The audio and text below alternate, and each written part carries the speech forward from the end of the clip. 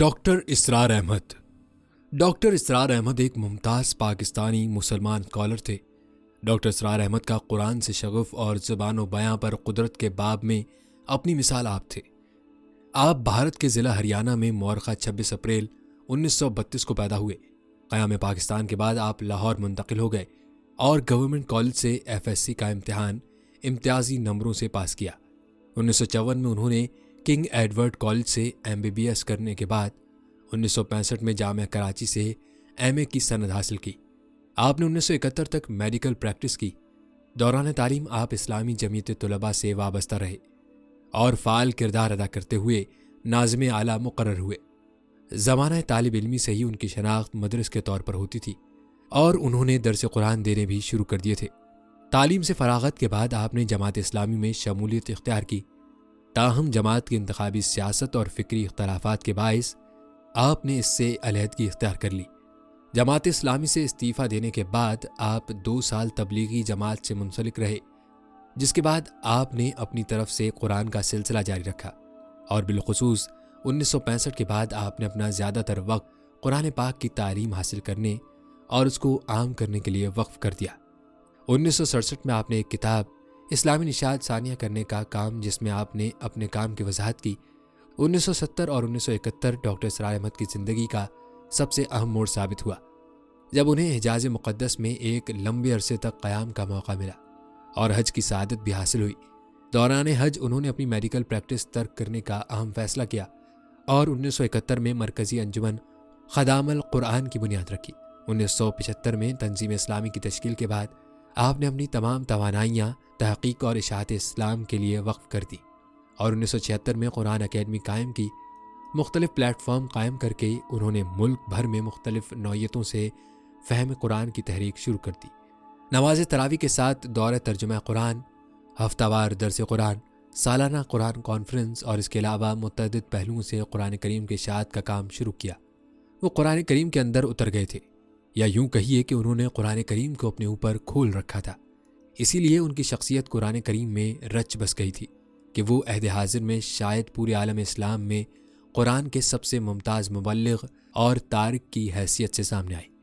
1978 میں ڈاکٹر اسرار احمد نے PTV پر programme القرآن پروگرام شروع کیا، جو کہ عوام میں بہت مقبول ہوا اور اس پروگرام کو PTV کی تاریخ کے مقبول ترین مذہبی پروگرام کا درجہ حاصل ہے، جبکہ علیحدہ نامی پروگرام سے ان کی شناخت پاکستان کے ہر گھر میں پہنچی۔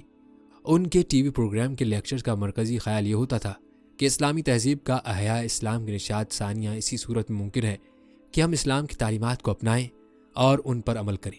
1981 میں آپ جنرل ضیاء الحق کی مجلس شورا کے بھی رکن رہے۔ حکومت پاکستان نے آپ کی خدمات کا اعتراف کرتے ہوئے اس سال آپ کو ستارہ امتیاز سے بھی نوازا۔ صدر ضیاء الحق ماڈل ٹاؤن باغ جناح کی مسجد دارالسلام میں آپ کی امامت میں نماز ادا کرتے اور جمعے کا خطبہ سنا کرتے تھے۔ آپ مروجہ انتخابی ریاست کے مخالف تھے اور خلافت راشدہ کے طرز عمل پر یقین رکھتے تھے۔ آپ نے 100 سے زائد کتب تحریر کی، جن میں کئی کا دوسری زبانوں میں بھی ترجمہ ہو چکا ہے۔ آپ نے قرآن کریم کی تفسیر اور سیرت نبوی صلی اللہ علیہ وآلہ وسلم پر کئی جامع کتابیں لکھی۔ مشہور بھارتی مسلم اسکالر ڈاکٹر ذاکر نائک سے ان کے قریبی تعلقات تھے۔ اسی زمن میں انہوں نے بھارت کے بھی کئی دورے کیے۔ عالمی سطح پر آپ نے مفسر قرآن کی حیثیت سے زبردست شہرت حاصل کی۔ بلا مبالغہ ان کے سینکڑوں ویڈیو اور آڈیو موجود ہیں، جن میں سے کئی کے مختلف زبانوں میں تراجم ہو چکے ہیں۔ بلا شبہ یہ کہا جاتا ہے کہ انہوں نے اسلام کا صحیح تشہد ابھارنے میں اہم ترین کردار ادا کیا ہے، جو تاریخ میں کبھی بھی فراموش نہیں کیا جا سکتا۔ ان کی تقاریر اور کتابات میں علامہ اقبال کے اشعار نگینوں کی طرح چمکتے ہیں۔ آپ ڈاکٹر اسرار احمد کی کوئی تقریر یا کوئی چھوٹا سا بیان سن لیں، آپ کو چند ہی لمحات میں اندازہ ہو جائے گا کہ آپ کسی زوردار اور متحرک شخصیت کو سن رہے ہیں۔ ہندوستان میں ڈاکٹر اسرار احمد کی مقبولیت کا اندازہ اس بات سے لگایا جا سکتا ہے کہ جب ان کے ہندوستان کے سفر ہوئے تو اس موقع پر انہوں نے وہاں پر بڑے بڑے مجلسوں سے خطاب کیا۔ ہندوستان بھر میں ہر جگہ پہنچتے اور پوری شان و شوکت سے خطاب فرماتے۔ مرد، عورتیں، بچے، بوڑھے، جوان سب ان کی تقریریں سننے کے لیے ٹوٹ پڑتے۔ ڈاکٹر اسرار احمد نے اپنی زندگی کا زیادہ تر وقت لاہور شہر میں گزارا۔ لاہور شہر کو یہ احساس بھی حاصل ہے کہ یہاں ایک اور عظیم شخصیت مولانا احمد علی لاہوری بھی موجود رہے۔ ڈاکٹر اسرار احمد اپنی زندگی کے آخری خطاب میں فرماتے ہیں کہ میری مولانا احمد علی لاہوری سے 2 مناسبتیں ہیں۔ ایک یہ ہے کہ ان کے بارے میں مشہور ہے کہ انہوں نے 40 سال تک قرآن مجید کا درس دیا۔ الحمدللہ میں نے بھی اسی شہر لاہور میں 40 سال تک درس دیا۔ اور دوسری مناسبت یہ ہے کہ جس مسجد کا مولانا احمد علی لاہوری نے افتتاح کیا، میں نے اسی مسجد سے اپنے درس کا آغاز کیا۔ اس اللہ کے بندے نے اپنی پوری زندگی کو قرآنی زندگی بنایا تھا۔ ڈاکٹر اسرار احمد کو اللہ نے ہر گوئی کی دولت سے بھی نوازا تھا۔ وہ ہر بات پوری مضبوطی کے ساتھ کہتے تھے اور اختلاف رائے کے باوجود تمام جماعتوں کی خدمات کا اپنے دل سے اعتراف اور تمام شخصیات کا ادب و احترام بھی کرتے تھے۔ ان کی شخصیت کا سب سے اہم پہلو ان کی یکسوئی، خود اعتمادی اور خدمت دین کے لیے خطابت تھی۔ قرآن کو انہوں نے اپنا وظیفہ حیات بنا رکھا تھا۔ اس پیغام کو گہرائی میں جا کر سمجھایا کرتے تھے اور جس بات کو حق جاننا، اس پر نہ صرف خود قائم رہنا بلکہ دوسروں کو اس پر قائم کی منظم جدوجہد میں شریک کیا۔ ان کے تدریس قرآن کے پروگرام ملک اور ملک سے باہر دعوت دین کا اہم ذریعہ بنے اور الیکٹرانک میڈیا پر اسلام کے پیغام کو پھیلانے کے لیے انہوں نے منفرد خدمات سر انجام دی۔ بلا شبہ ان کو اللہ تعالیٰ نے ایک تحریر کی صلاحیت سے بھی نوازا تھا، تاہم ان کی تحریر میں بھی خطابت کی شان نمایاں تھی۔ جو کتابیں انہوں نے لکھی وہ ہر اعتبار سے دینی اشاعت کا شاہکار تھیں۔ البتہ ان کے لٹریچر کا ایک بڑا حصہ ان کی تقاریر اور درس و قرآن کا مرہون منت ہے۔ ڈاکٹر اسرار احمد عالم دین نہیں تھے، لیکن عظیم مذہبی اسکالر کی حیثیت سے ان کی عوام میں اتنی گہری مقبولیت حیران کن ہے۔ ساتھ ساتھ قابل رشک بھی۔ بلا شبہ خود کو قرآن کریم کی خدمت کے لیے وقف کر چکے تھے اور اس کام سے آخری وقت تک منسلک رہے۔ تراویح کے ساتھ تفسیر قرآن کا باقاعدہ سلسلہ بھی انہی کا جاری کردہ ہے، جو کہ اب تک مقبول ہے۔ ان کی زندگی کسی نمود و نمائش سے پاک تھی۔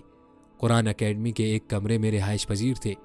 ایک سائڈ ٹیبل، صوفہ، ایک بیڈ اور پرانا فریج کمرے کی کل ملکیت تھا۔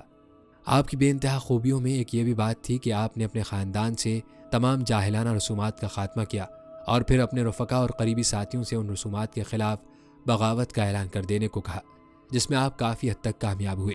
جہیز کی لعنت کے خاتمے کے لیے آپ نے مؤثر اقدامات کیے اور مسجد میں نکاح کے لیے لوگوں کو ترغیب دی۔ ڈاکٹر اسرار احمد کسی مدرسے سے فارغ تو نہ تھے، مگر اللہ نے ان سے دین کا وہی کام لیا جو اللہ تعالیٰ ہر دور میں دین کی تردید کے لیے اپنے نیک بندوں سے لیتا ہے۔ بلا شبہ ڈاکٹر اسرار احمد قرآن کریم کی طرف رجوع کی تعلیم کے ایک عظیم رہنما تھے۔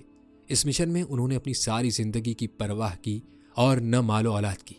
اللہ تعالیٰ ان کے اخلاص و جہاد کو قبول فرمائے۔ 14 اپریل 2010 کی شب قرآن کا یہ خادم، امت کا درد رکھنے والا اور قرآن کے پیغام کو عام کرنے والا دائی 78 برس کی عمر میں لاکھوں لوگوں کو سوگوار چھوڑ کر اپنے خالق حقیقی سے جا ملا۔ آپ کی نماز جنازہ ماڈل ٹاؤن میں ادا کی گئی اور آپ کو گارڈن ٹاؤن کے قبرستان میں سپرد خاک کیا گیا۔ ڈاکٹر اسرار احمد مرحوم کے پسماندگان میں بیوی، 4 بیٹے اور 5 بیٹیاں شامل ہیں۔ ڈاکٹر اسرار احمد کی گفتگو ابہام سے مبرا ہوتی تھی اور وہ ایک ماہر استاد کی طرح گتھیاں سلجھاتے چلے جاتے تھے کہ ان کی بات براہ راست دلوں میں گھر کر جاتی تھی۔